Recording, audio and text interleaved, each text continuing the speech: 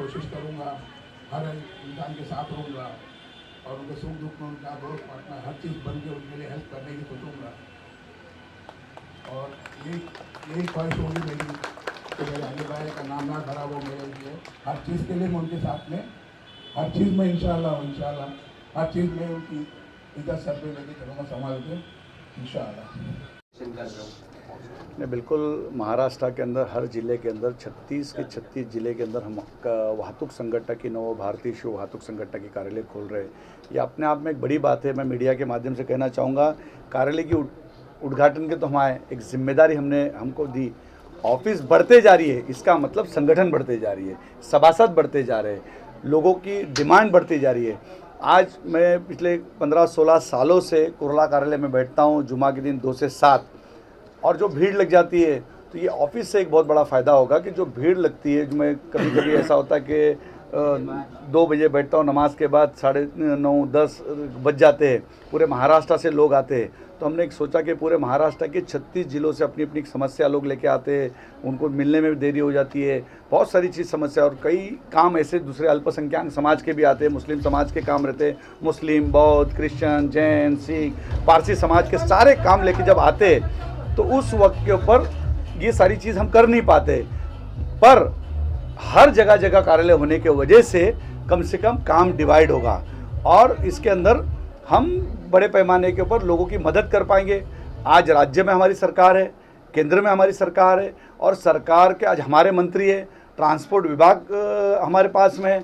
तो उस विभाग से जो रिक्शा वाले की जो समस्या है, मुंबई शहर में टैक्सी वालों की समस्या है, ट्रक वालों की समस्या है, बस वालों की, इस जगह पे बहुत सारे हमारे लग्जरी बस वाले भाई बैठे हुए थे जो गुजरात, राजस्थान, अहमदाबाद के रूट से आते हैं और यहाँ पे उसका स्टैंड है, जो स्थानिक भूमिपुत्र है लेकिन उनकी गाड़ियाँ राजस्थान की वहाँ चलती है, यूपी चलती है। तो वो सारे लोगों की जो समस्या है, उस समस्या को इस ऑफिस के ज़रिए हम उनको काम करने में उनको भी सहूलत मिलेगी और हमारी संगठन भी उससे बड़े पैमाने पे मेंबर बढ़ेंगे। तो मेंबर बनाना और मेंबरों के काम करना, काम को सलाम है। तो ये कार्यालय से मैं हमीद मलबारी जी को कहूँगा, जो कोई भी छोटी छोटी समस्या है वो हम तक लाके पहुँचाए, पार्टी तक पहुँचाए, और पार्टी उस समस्या को सॉल्व करने के लिए कोशिश करेगी।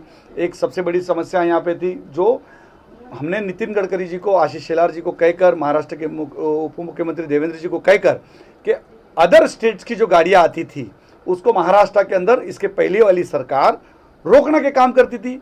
उसमें आधी रात में बच्चे हो, सीनियर सिटीजन होने दो, कोई भी होने दो, उसको उतार देती थी और कहती थी 36 सीटर नहीं है।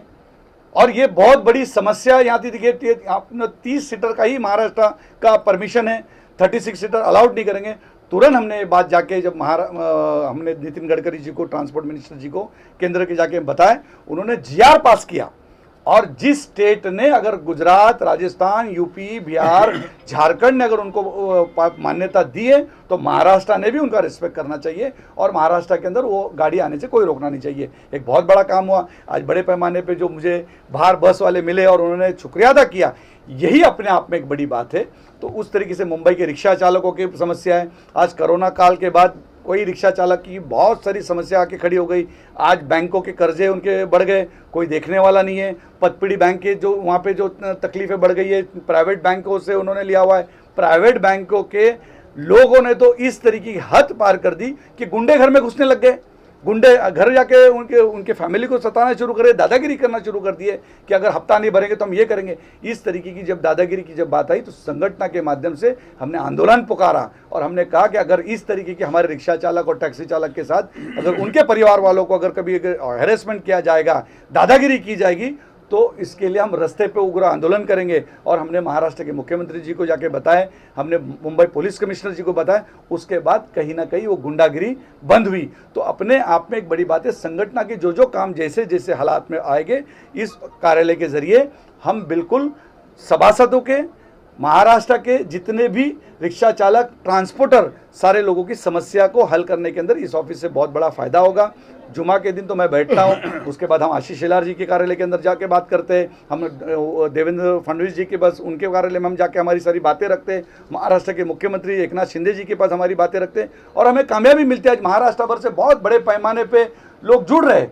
अगर फ़ायदा होगा तो लोग जुड़ेंगे। अब फ़ायदा होगा, ठिकाना चाहिए, अब ठिकाना चाहिए, इसीलिए ये कार्यालय का वो है। इस कार्यालय के माध्यम से हमने जो गरीब एक झुग्गी झोपड़ी में रहने वाला जो लेबर है, हेल्पर है, रिक्शा चालक है, टैक्सी चालक है, जिसको कई योजना के बारे में पता ही नहीं, केंद्र सरकार की कई योजना है, उस योजना का भी मालूमात इस कार्यालय से दिया जाएगा ताकि वो योजना का लाभ उसको मिले। कई ऐसे जो लोग हैं, जो हमारे प्राइम मिनिस्टर नरेंद्र मोदी जी ने ऐसी कई योजना रिक्शा चालकों के लिए निकाली है, टैक्सी चालकों के लिए निकाली है, एक छोटे ठेले वालों के लिए निकाली है, वो योजना उन तक पहुंचती नहीं। अब पास ही में बड़े पैमाने के ऊपर काम करने के लिए लोग जाते, फिल्म सिटी बाजू में, लेकिन उनको सहूलत नहीं है।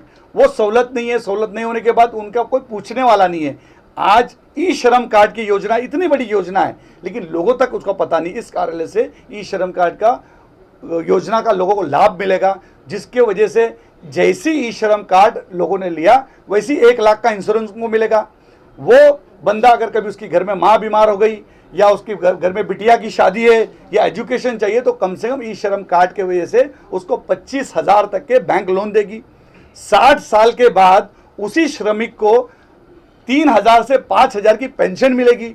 तो ये सारी, जब अगर केला बेचने वाले को अगर पता चल गया, कि एक कांदा बटाटा बेचने वाले को पता चल गया, एक काम करने वाली बर्तन मांजने वाली को पता चल गया, एक रिक्शा चालक को पता चल गया, इतनी बड़ी योजना हमारे देश के प्राइम मिनिस्टर नरेंद्र मोदी जी ने लेके आए और वो योजना का लाभ ही हमको नहीं मिल रहा, तो उसका कोई फायदा नहीं होता है। तो इस कार्यालय से जगह जगह जो कार्यालय बनने जा रही है, मुंबई के कई शहर में हर इलाके के अंदर कार्यालय हो गए, इसके बाद बांद्रा का कार्यालय होंगे, चेंबूर होगी, घाटकोपर होगी, हर जगह जगह के हमारे मुंबई के भाजपा के अध्यक्ष आशीष शेलार जी, हमारे आमदार, उस कार्यालय का उद्घाटन करेंगे। लेकिन उद्घाटन तो होगा, हम सब कर रहे हैं, आज विनोद शेलार जी आए, उन्होंने अपनी बातें रखी, लेकिन उसका फायदा पार्टी को, उसका फायदा लोगों को, आम जनता तक के जाना चाहिए। इतनी सारी योजना केंद्र सरकार की, राज्य सरकार की योजना उन तक जाती नहीं है। हमारा रिक्शा वाला उससे महरूम रहता है। एक मुंबई शहर के एक शान मानी जाती है।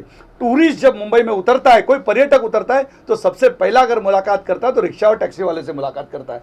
हम इस कार्यालय से उनको पर्सनालिटी डेवलपमेंट का काम करेंगे। मुंबई का एक चेहरा है, उसके अंदर एक हमारी ईशा कोपीकर कार्याध्यक्ष है, वाहतुक संगठन के ऊपर, वो महिला सुरक्षा के ऊपर काम करती है। कई एक दिन हम यहाँ देखें, महिला सुरक्षा के ऊपर हम काम करेंगे, ताकि महिलाओं को रात में जब जाते हैं तो एक अपनी कुछ सेल्फ का रक्षा करने के लिए, डिफेंस के लिए उनको फायदा पहुंचेगा। तो ऐसी कई चीज़ों के ऊपर हम काम करेंगे ताकि ज़्यादा से ज़्यादा मुंबई शहर के अंदर, गोरेगांव के अंदर, गोरेगांव परिसर के अंदर वाहतूकदारों को बड़ा फायदा होगा। एक और सवाल आजी अरफात जी आपसे, क्या ये जो मेट्रो जो बन रही है और अभी जो चालू भी हो रही है, होने भी वाली है आगे, क्या रिक्शा वाहतूक वालों के लिए समस्या होगी, क्योंकि उनको दूर का भाड़ा नहीं मिलेगा? एक ये भी विषय है।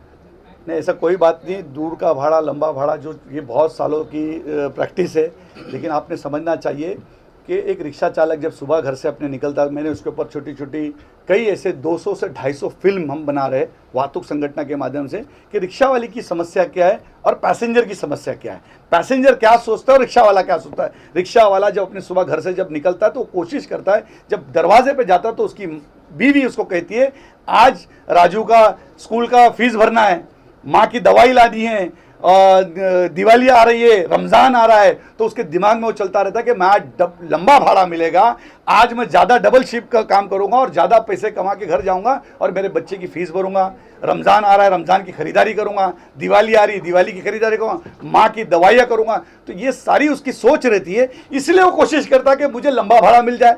तो उसके ऊपर हमने बहुत सारी बातें हम क्लियर करेंगे। और रही बात छोटे भाड़े की, तो हमारा रिक्शा चालक कभी भी इस तरीके से नकारता नहीं। हम लोग कभी कभी इस तरफ जाते, जैसे कि मैं एग्जांपल दूं, हम जा रहे इस दिशा के अंदर, लेकिन हम जाना है बांद्रा की दिशा, हम क्या करते हैं, यहीं खड़े रह के कहते हैं कि चल बांद्रा, तो ऐसा तो हो ही नहीं सकता।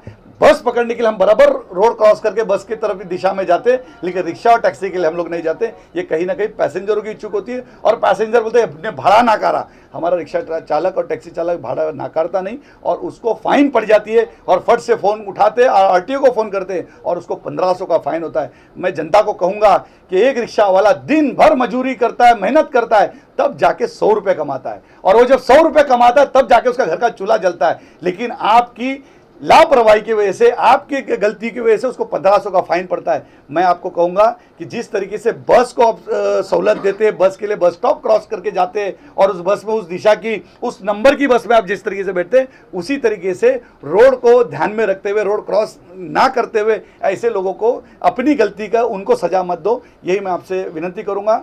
और मुझे लगता है कि मुंबई के अंदर हम एक अद्भुत तरीके से कुछ ही दिनों में भारतीय जनता पार्टी के नेतृत्व में वाहतूक संगठन का रिक्शा चालक, टैक्सी चालक एक अलग रूप में नजर आएगा। उसके लिए पर्सनालिटी डेवलपमेंट का हमने मुंबई एयरपोर्ट से हमने शुरुआत की। आशीष शेलार जी ने हमने पहली पहल की कि मुंबई एयरपोर्ट के ऊपर जब कोई उसके बाद उतरेगा तो रिक्शा चालक को और टैक्सी चालक को देखने के बाद वाह कहेगा। इस तरीके से हमने शुरुआत की।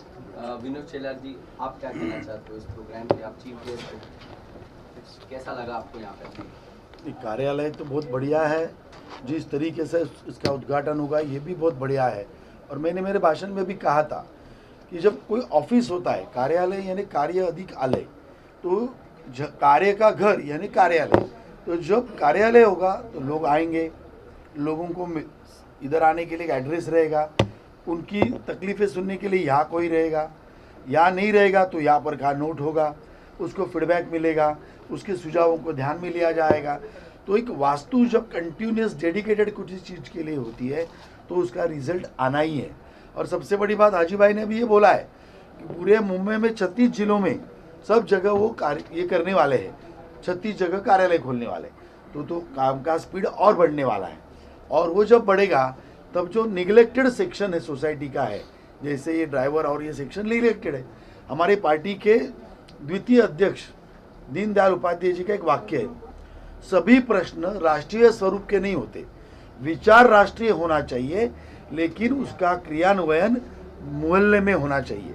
अगला वाक्य उनका बहुत इम्पॉर्टेंट है, जो ध्यान में रखकर हम सब भारतीय जनता पार्टी के लोग काम करते हैं। उन्होंने कहा है, जो पक्ष छोटे से छोटे व्यक्ति की छोटी से छोटी समस्या सुलझाएगा वही बड़े से बड़ा पक्ष होगा। तो हम अंतिम व्यक्ति की समस्या को ध्यान में रखकर, छोटे व्यक्ति की समस्या को ध्यान में रखकर अपना काम कर रहे हैं।